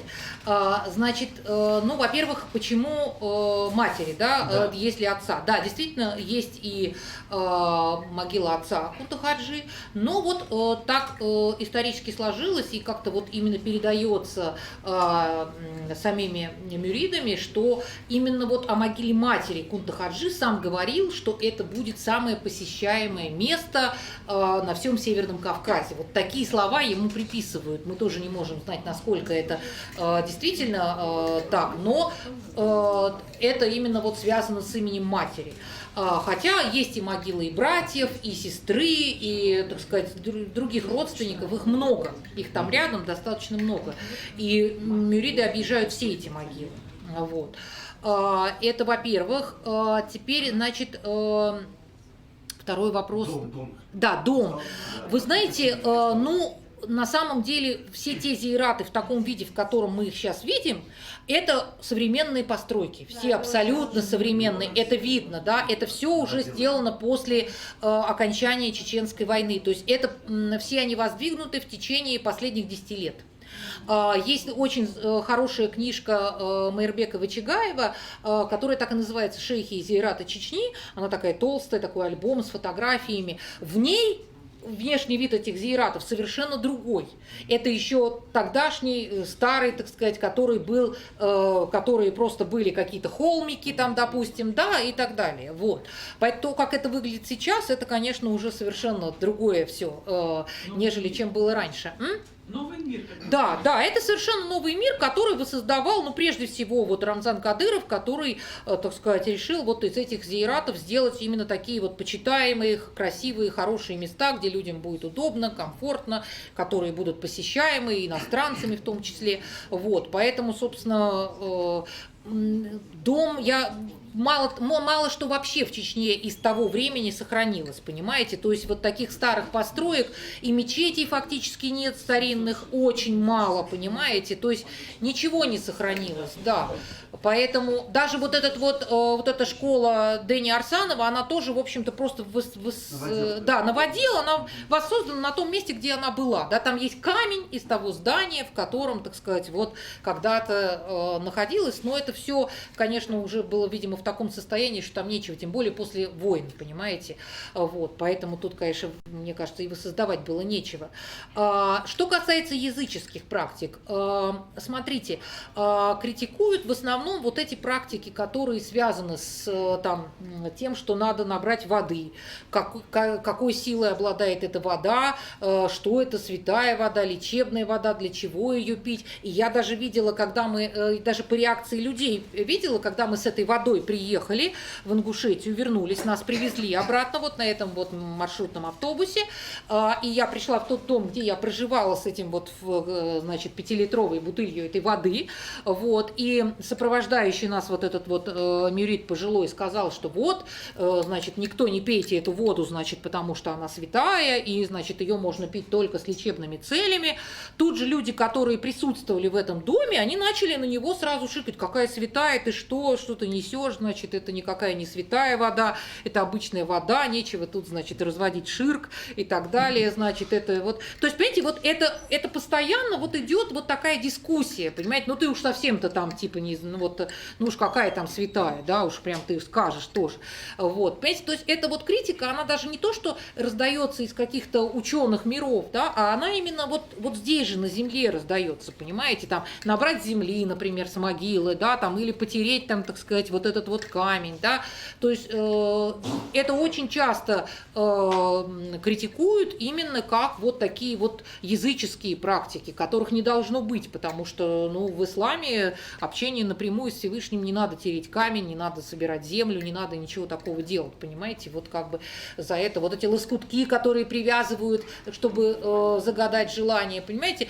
это сродни, я недавно буквально вернулась из Астаны, и там, значит, вот в Бейт-Эреке, значит, стоит такая...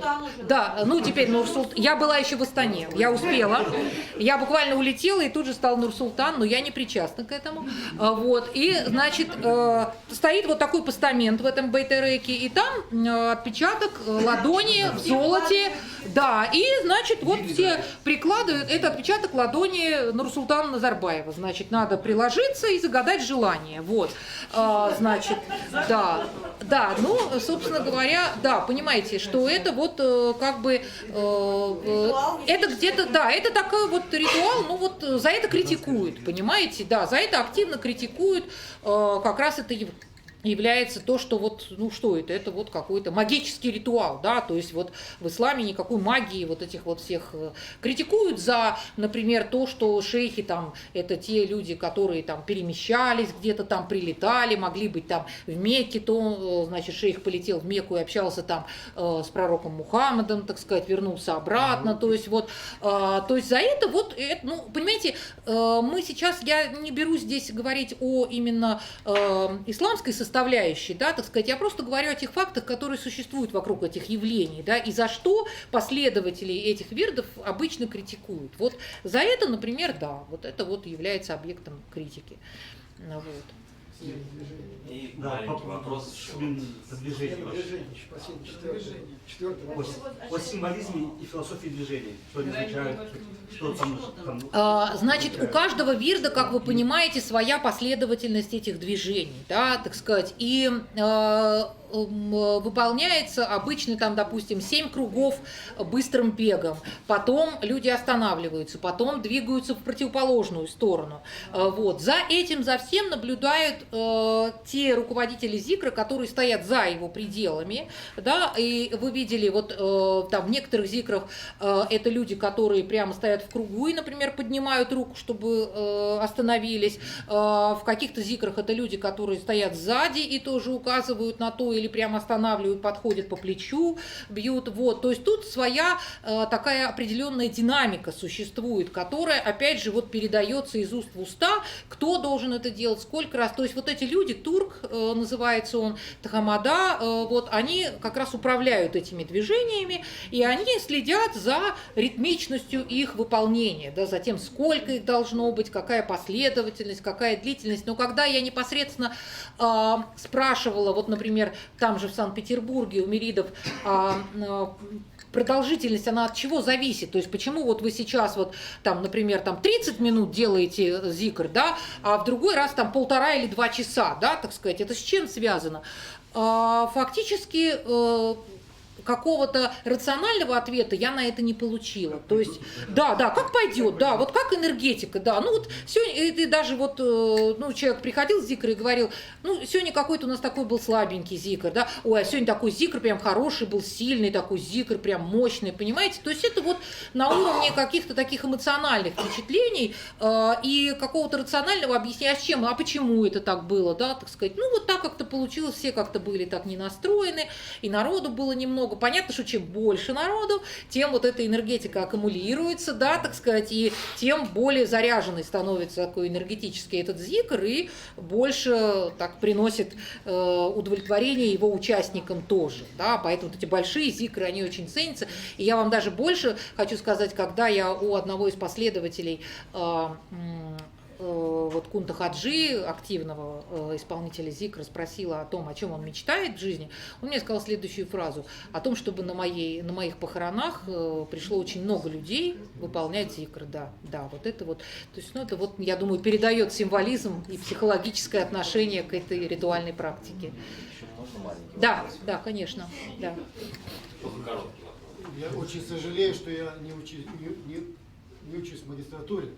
Так приходите, да, конечно. У вас есть? У меня есть вопрос Да. о хронологии, с маленьким вступлением, очень короткий. Да. Те же самые вопросы, которые задавали, около университета всегда сидели старики и тихий зикр, всегда с палками, с крючковатыми. Проходили, это было 80-е годы, я с такими же явлениями, где стоянка, где какая степень, суфизм, с готовым ответом, из Ферганы приехал, вот также иду в университет, и каждый день мы общаемся.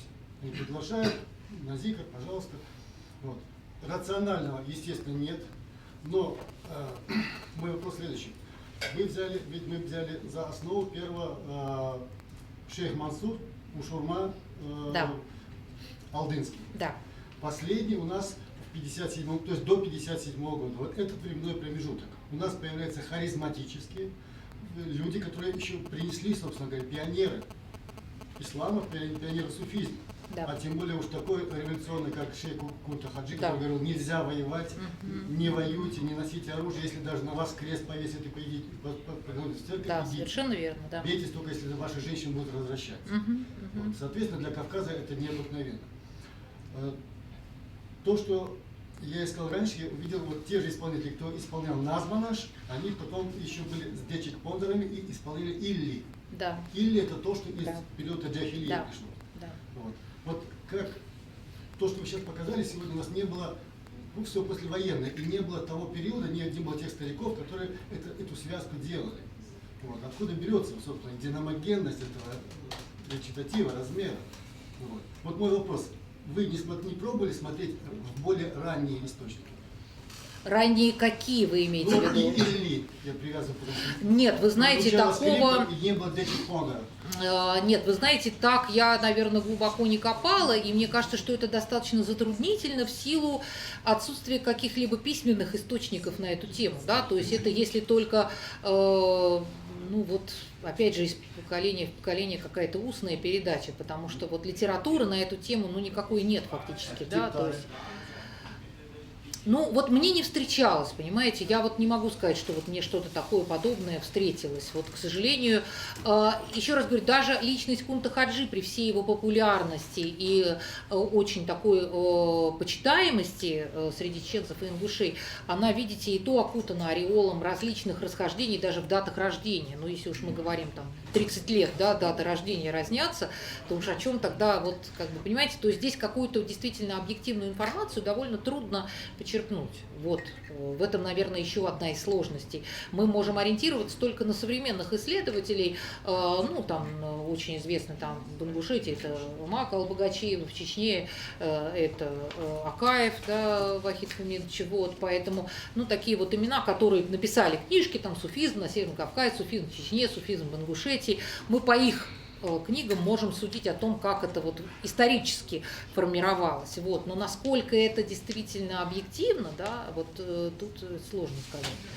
Вот. И даже то, что Кунта-Хаджи принес ислам, например, в Ингушетию, да, это тоже вопрос, который многие, даже ингушские, чеченские исследователи подвергают сомнению, да, потому что эта вот легенда существует, я вам даже показала, так сказать, свидетельство, которое вот расположено, да, артефакт такой вот на рудниках Кунта-Хаджи, но очень многие говорят о том, что это было гораздо раньше, до Кунта-Хаджи, так сказать, и сопряжено было другими обстоятельствами, а это просто уже, ну, одна из вех, да, так сказать, вот это вот.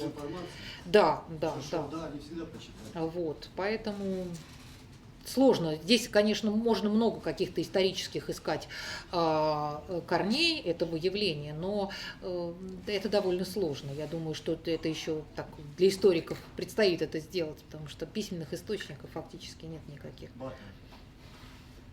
Друзья, давайте поблагодарим. Спасибо большое. Я напомню, что ввиду того, что наша лекция бесплатная, но, как сказал Даниил в начале,